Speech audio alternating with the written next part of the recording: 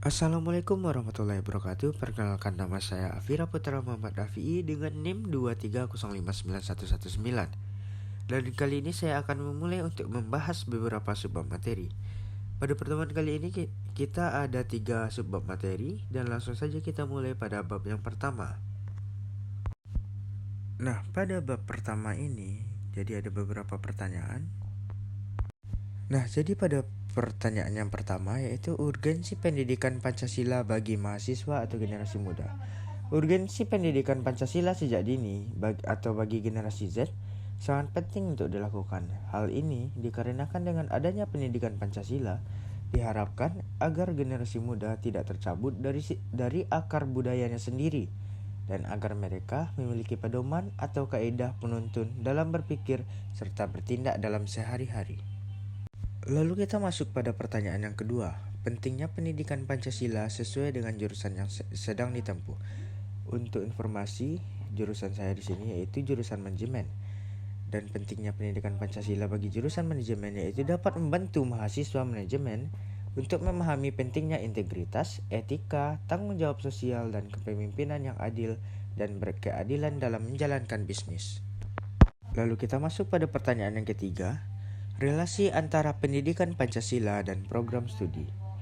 Nah, pendidikan Pancasila dapat membantu program studi manajemen dalam mengembangkan kemampuan kepemimpinan, etika, moral, dan nilai-nilai kebangsaan yang menjadi dasar dalam mengambil keputusan yang tepat dalam menjalankan organisasi.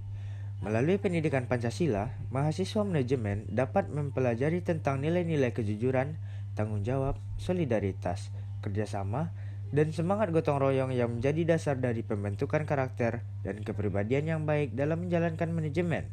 Dengan demikian, relasi antara pendidikan Pancasila dengan program studi manajemen sangat erat karena nilai-nilai Pancasila dan prinsip-prinsip manajemen yang baik saling melengkapi dalam menciptakan manajer-manajer yang mampu untuk mengelola organisasinya dengan baik dan bertanggung jawab secara sosial. Lalu kita masuk pada pertanyaan yang keempat, relasi antara tujuan negara mencerdaskan kehidupan bangsa dan tujuan pendidikan Pancasila serta tujuan program studi saya. Nah, relasi antara tujuan negara mencerdaskan kehidupan bangsa dan tujuan pendidikan Pancasila adalah untuk mendidik generasi muda agar menjadi generasi muda yang cerdas, namun memiliki jiwa Pancasila dan memiliki moral yang baik, sehingga tercipta generasi muda yang memiliki jiwa patriotisme dan nasionalisme yang tinggi. Dan melalui pendidikan Pancasila serta hubungannya dengan program studi manajemen, yaitu dari segi penerapannya, yang dimana dapat membantu program studi manajemen dalam mengembangkan kemampuan kepemimpinan, etika, moral, dan nilai-nilai kebangsaan yang menjadi dasar dalam mengambil keputusan yang tepat dalam menjalankan organisasi. Lalu kita lanjut pada pertanyaan yang kelima, yaitu mencari tokoh-tokoh. Yang pertama anti korupsi, kedua pecinta lingkungan, ketiga pejuang integrasi bangsa, yang keempat tokoh penggiat karakter bangsa, yang kelima tokoh anti narkoba, yang keenam tokoh penegak hukum yang adil, dan yang ketujuh tokoh anti terorisme. Nah, jadi ada 7 tokoh yang kita cari. Yang pertama itu tokoh anti korupsi yaitu Muhammad Hatta. Tokoh yang kedua tokoh pecinta lingkungan yaitu Profesor Emil, dan tokoh integrasi bangsa yaitu salah satunya Franz Kasiepo. Lalu tokoh penggiat karakter yaitu Ki Hajar Dewantara, tokoh anti narkoba yaitu Budi Waseso, dan tokoh penegak hukum yang adil yaitu Hogeng Iman Santoso. Nah, tokoh anti terorisme yaitu KH Ahmad Hashim Muzadi. Lalu kita masuk pada bab yang kedua. Di bab kedua ini ada juga beberapa pertanyaan yang perlu kita bahas. Langsung saja kita masuk ke pertanyaan yang pertama. Lalu kita masuk pada pertanyaan yang pertama, yaitu menjelaskan pokok materi yang disampaikan oleh tokoh berikut dalam sidang BPUPKI pertama. Yang pertama Muhammad Yamin, yang kedua Insinyur Soekarno, dan yang ketiga Supomo. Lalu kita masuk pada yang pertama, yaitu Muhammad Yamin.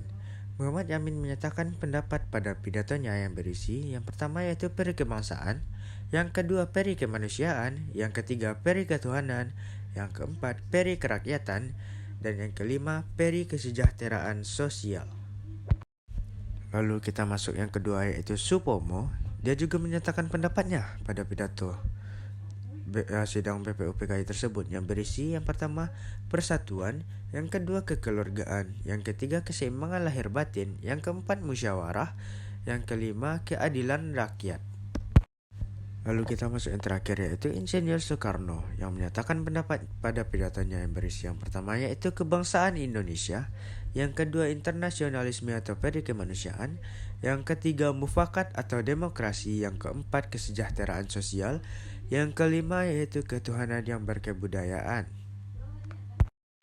Lalu kita masuk pada pertanyaan yang kedua, yaitu penjelasan mengenai Pancasila sebagai berikut. Yang pertama, Pancasila sebagai identitas bangsa.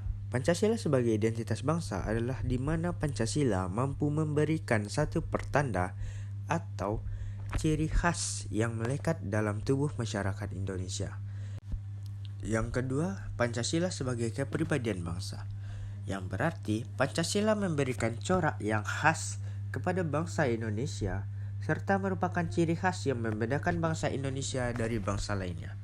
Yang ketiga, Pancasila sebagai pandangan hidup bangsa, yang artinya kita menjadikan Pancasila sebagai pedoman di setiap hal yang kita lakukan. Jadi, sikap kita sebagai warga negara Indonesia juga harus mencerminkan nilai-nilai yang ada pada setiap butir Pancasila.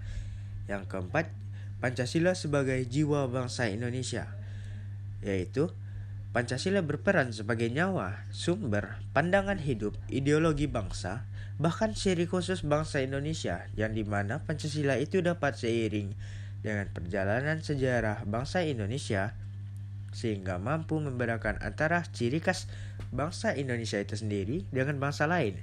Yang kelima yaitu Pancasila sebagai perjanjian luhur bangsa Indonesia.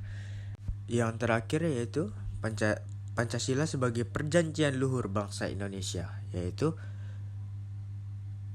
mengandung makna yang mewakili keputusan akhir bagi seluruh warga Indonesia, sebuah prinsip yang harus dihayati dan dilestarikan oleh masyarakat Indonesia. Lalu kita masuk pada pertanyaan yang ketiga, yaitu contoh penerapan pengambilan keputusan berdasarkan musyawarah untuk mufakat di sekitar Anda, yang dalam konteks ini yaitu di sekitar saya. Contohnya yaitu dalam konteks pesantren Ramadan, yang dimana saya pernah melakukan musyawarah mengenai pembagian kelompok instruktur yang diperlukan untuk menghandle masing-masing tingkat sekolah. Nah, problem yang kita alami itu adalah dari pihak instruktur yang memiliki waktu kuliah yang bertetapan dengan jadwal masuk pesantren. Nah, oleh sebab itu, diadakan banding untuk memberikan informasi mengenai jadwal kuliah yang ada untuk menanggulangi izin yang akan dilaksanakan oleh salah satu instruktur yang dikarenakan jadwal kuliah yang bentrok. Setelah banding itu, maka diberikan solusi bahwa jika ada instruktur yang izin, maka akan digantikan oleh instruktur yang sedang senggang. Lalu setelah kuliah, tetap kembali menghandle tingkat sekolah yang instrukturnya kosong. Dengan begitu, telah diambil keputusan sesuai dengan musyawarah untuk mufakat serta tanpa adanya keberatan. Nah, sekarang kita akan masuk kepada bab yang terakhir, yaitu bab yang ketiga. Ada beberapa pertanyaan juga. Langsung saja kita ke pertanyaan yang pertama. Nah, pada pertanyaan yang pertama, bukti sosiologis bahwa Pancasila sebagai dasar negara merupakan nilai-nilai yang hidup dan berkembang dalam masyarakat di sekitar. Dan apakah nilai-nilai Pancasila dalam kehidupan masyarakat mengalami kemunduran atau tidak?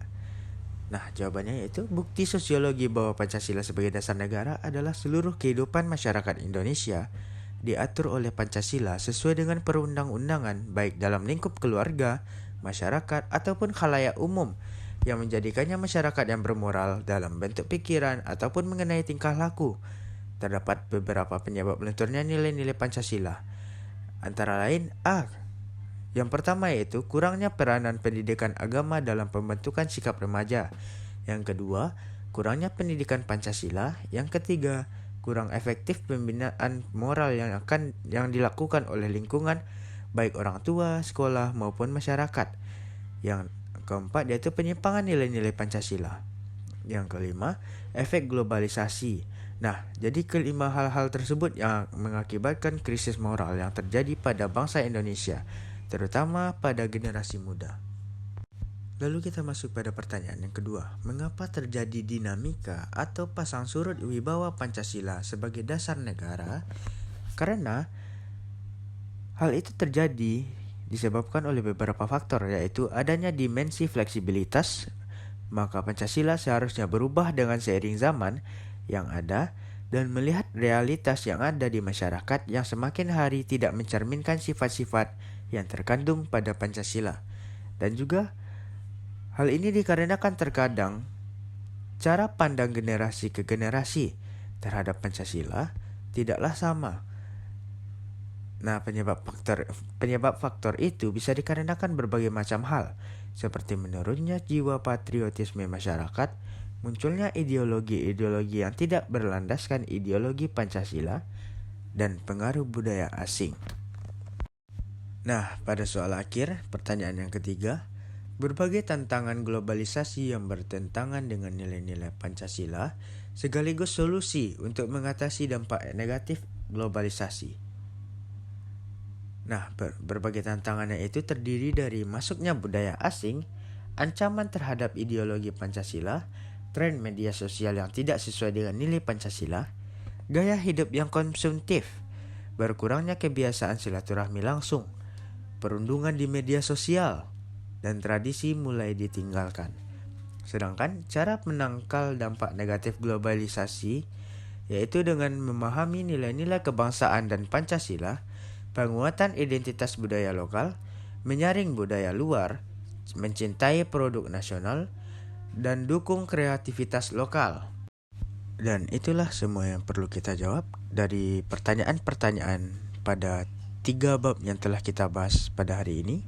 Thanks for watching. Assalamualaikum warahmatullahi wabarakatuh.